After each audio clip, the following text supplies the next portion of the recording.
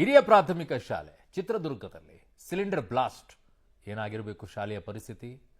ವಿದ್ಯಾರ್ಥಿಗಳಿದ್ರು ಆ ಸಂದರ್ಭದಲ್ಲಿ.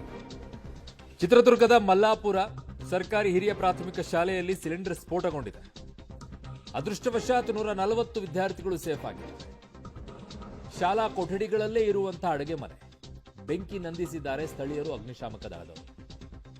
ಅಡುಗೆ ಕೋಣೆಯಲ್ಲಿ ಸಿಲಿಂಡರ್ ಲೀಕ್ ಆಗಿ ಈ ಸ್ಫೋಟಗೊಂಡಿದೆ. ಸ್ಫೋಟ ಆಗ್ತಾ ಇದ್ದಂತೆ ಶಾಲೆ ಕೋಣೆಗಳಿಂದ ವಿದ್ಯಾರ್ಥಿಗಳು ಓಡಿ ಬಂದಿದ್ದಾರೆ. ನೋಡಿ, ಬಹಳ ಡೇಂಜರಸ್ ಇವೆಲ್ಲವೂ ಕೂಡ. ಬಿಸಿ ಊಟವನ್ನ ಮಾಡಿದ್ದೀರಾ, ಕರೆಕ್ಟ್, ಎಲ್ಲವೂ ಓಕೆ. ಅಲ್ಲಿ ಪರಿಸ್ಥಿತಿ ಏನಾಗಿದೆ ಅಂತಂದ್ರೆ ಶಾಲೆಗಳಲ್ಲಿ ನೋಡಿ ಹೆಂಗೆ ಓಡಾಡ್ತಾರೆ ತಿಕ್ಕಾಪಾಲಾಗಿ. ಹೆಚ್ಚು ಕಡಿಮೆ ಆಗ್ಬಿಟ್ಟು ಇನ್ನೇನಾದರೂ ಆಗಿದ್ದರೆ ಏನೋ ಅನಾಹುತ ಆಗಿ ಏನಾಗ್ಬಿಟ್ಟಿದೆ ಅಂತಂದ್ರೆ ಕೊಠಡಿಗಳು ಸಪರೇಟ್ ಅಂತೇಳಿ ಅದಕ್ಕೆ ಮಾಡಿರಲ್ಲ. ನೀವು ಬಿಸಿ ಊಟ ಏನೋ ಮಾಡಿಬಿಟ್ಟಿದ್ದೀರಾ, ಅಡುಗೆ ಮಾಡೋಕ್ಕೆಲ್ಲ ಇಟ್ಟಿದ್ದೀರಾ. ಇರುವಂಥ ಕೊಠಡಿಗಳನ್ನೇ ಖಾಲಿ ಮಾಡ್ಕೊಂಡ್ಬಿಟ್ಟು ಅದರಲ್ಲೇ ಮಾಡ್ತಾರೆ. ಅದು ಗೋಡೆಗೆ ಒಂದಕ್ಕೆ ಸ್ವಲ್ಪ ದೂರದಲ್ಲಿ ಒಂದು ಬಿಲ್ಡಿಂಗಲ್ಲಿ ಯಾರೋ ಒಂದು ಕಟ್ಟಡ ಕಟ್ಟಿಸ್ಕೊಡ್ರಪ್ಪ, ಯಾರಾದರೂ 10x10 ಕಟ್ಟಿಸ್ರು ಸಾಕು ಅದಕ್ಕೆ ಅಡುಗೆ ಮಾಡೋಕ್ಕೆ. ಅಷ್ಟು ಕಟ್ಸಕ್ಕೆ ನಮ್ಮ ಹತ್ರ ಸರ್ಕಾರಕ್ಕೆ ಯೋಗ್ಯತೆ ಇಲ್ವಾ, ಅಥವಾ ಶಿಕ್ಷಣ ಇಲಾಖೆಗೆ ಇಲ್ವಾ?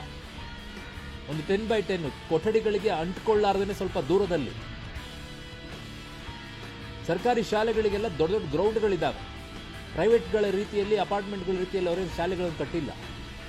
ಗ್ರೌಂಡಿನ ಆ ಕಡೆಗೆ ಒಂದು 10x10 ಕಟ್ಟಿಸ್ಕೊಡಿ, ಏನು ದೊಡ್ಡ ಖರ್ಚಾಗಲ್ಲ ಅದಕ್ಕೆ.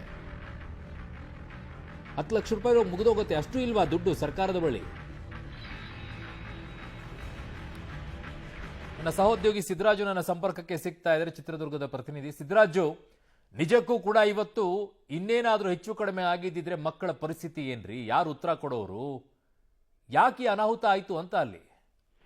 ಖಂಡಿತವಾಗೂ ಅರುಣ್, ಇದೊಂದು ಶಿಕ್ಷಣ ಇಲಾಖೆಯ ದಿವ್ಯ ನಿರ್ಲಕ್ಷ್ಯ ಅಂತಾನೆ ಹೇಳ್ಬೋದು. ಯಾಕಂದ್ರೆ ಸರ್ಕಾರಿ ಹಿರಿಯ ಪ್ರಾಥಮಿಕ ಶಾಲೆಯಲ್ಲಿ ಒಂದು ಆಕಸ್ಮಿಕವಾಗಿ ಸಿಲಿಂಡರ್ ಸ್ಫೋಟಗೊಂಡು ವಿದ್ಯಾರ್ಥಿಗಳು ಗಾಬರಿಯಿಂದ ಹೊರಗೆ ಹೊರಡುವಂತಹ ಘಟನೆ ಚಿತ್ರದುರ್ಗ ತಾಲೂಕಿನ ಮಲ್ಲಾಪುರ ಗ್ರಾಮದಲ್ಲಿ ನಡೆದಿದೆ. ಇಂದು ಮಧ್ಯಾಹ್ನ ಬಿಸಿ ಊಟಕ್ಕಾಗಿ ಏನು ಸಾಂಬಾರ್ ರೆಡಿ ಮಾಡ್ತಿದ್ರು ಅಂತ ಸಂದರ್ಭದಲ್ಲಿ ಸಿಲಿಂಡರ್ನ ರೆಗ್ಯುಲೇಟರ್ ನಿಂದ ಗ್ಯಾಸ್ ಸೋರಿಕೆಯಾಗಿ ಒಂದು ಅವಘಡ ಸಂಭವಿಸಿರುವಂತದ್ದು. ಈ ವೇಳೆ ಏನು ಅಡುಗೆ ಸಿಬ್ಬಂದಿಗಳ ಒಂದು ಸಮಯ ಪ್ರಜ್ಞೆಯಿಂದ ದೊಡ್ಡ ಅವಘಡವೇ ತಪ್ಪಿದೆ ಅಂತ ಹೇಳ್ಬೋದು. ಯಾಕಂದ್ರೆ ತಕ್ಷಣವೇ ಗೋಣಿ ಚೀಲದಿಂದ ಸಿಲಿಂಡರ್ನ ಮುಚ್ಚಿದ ಪರಿಣಾಮ ಅದೃಷ್ಟವಶಾತ್ ದೊಡ್ಡ ದುರಂತ ತಪ್ಪಿದಂತಾಗಿದೆ.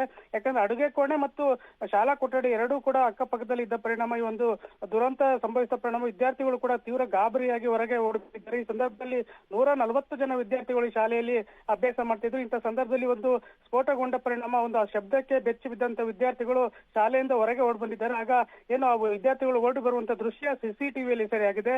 ಏನು ಮುಂಜಾಗ್ರತೆ ಕ್ರಮವಾಗಿ ಈಗಾಗಲೇ ಶಾಲೆಗೂ ಕೂಡ ರಜೆಯನ್ನು ಘೋಷಿಸಲಾಗಿದ್ದು, ಒಂದು ಅಡುಗೆ ಸಿಬ್ಬಂದಿಗಳ ಸಮಯ ಪ್ರಜ್ಞೆಯಿಂದ ಒಂದು ದೊಡ್ಡ ಅವಘಡ ಒಂದು ತಪ್ಪಿದೆ ಅಂತ ಹೇಳ್ಬೋದು. ಯಾಕಂತಂದ್ರೆ ಅಲ್ಲಿ ಏನು ಶಿಕ್ಷಣ ಇಲಾಖೆಯಿಂದ ಬೆಂಕಿ ನಂದಿಸೋದಕ್ಕೆ ಕೆಲವೊಂದಷ್ಟು ಒಂದು ಎಕ್ವಿಪ್ಮೆಂಟ್ ಗಳನ್ನು ಕೊಟ್ಟಿದ್ರು. ಆ ಸಾಮಗ್ರಿಗಳು ಕೂಡ ಯಾವುದೇ ರೀತಿ ಕರ್ತವ್ಯ ನಿರ್ವಹಿಸಿಲ್ಲ. ಆದ್ರೆ ಏನು ಅಡುಗೆ ಸಿಬ್ಬಂದಿಗಳ ಒಂದು ಸಮಯ ಪ್ರಜ್ಞೆಯಿಂದ ಗೋಣಿ ಚೀಲದಿಂದ ಒಂದು ಬೆಂಕಿ ನಂದಿಸುವ ಕಾರ್ಯ ಯಶಸ್ವಿಯಾಗಿದೆ. ಈಗಾಗಲೇ ಸ್ಥಳಕ್ಕೆ BO ನಾಗಭೂಷಣ್ ಕೂಡ ಭೇಟಿ ನೀಡಿದ್ದಾರೆ. ಹಾಗೆ ಏನು ತಕ್ಷಣವೇ ಗ್ರಾಮ ಪಂಚಾಯತಿಯಿಂದ ತಾತ್ಕಾಲಿಕ ಒಂದು ಅಡುಗೆ ಕೋಣೆಯನ್ನು ಕೂಡ ಪ್ರತ್ಯೇಕವಾಗಿ ನಿರ್ಮಿಸುವುದಾಗಿ ಭರವಸೆ ಕೂಡ ನೀಡಿದ್ದಾರೆ. ಒಟ್ಟಾರೆ ಏನಂತಂದ್ರೆ ಒಂದು ಶಿಕ್ಷಣ ಇಲಾಖೆಯ ದಿವ್ಯ ನಿರ್ಲಕ್ಷ್ಯದಿಂದನೇ ಈ ಒಂದು ಅವಘಡ ಸಂಭವಿಸಿದೆ ಅಂತಾನೆ ಹೇಳ್ಬೋದು ಅರುಣ್. ಓಕೆ ಸಿದ್ದರಾಜು, ನಿಮ್ಮೆಲ್ಲ ಮಾಹಿತಿಗೆ ಧನ್ಯವಾದಗಳು.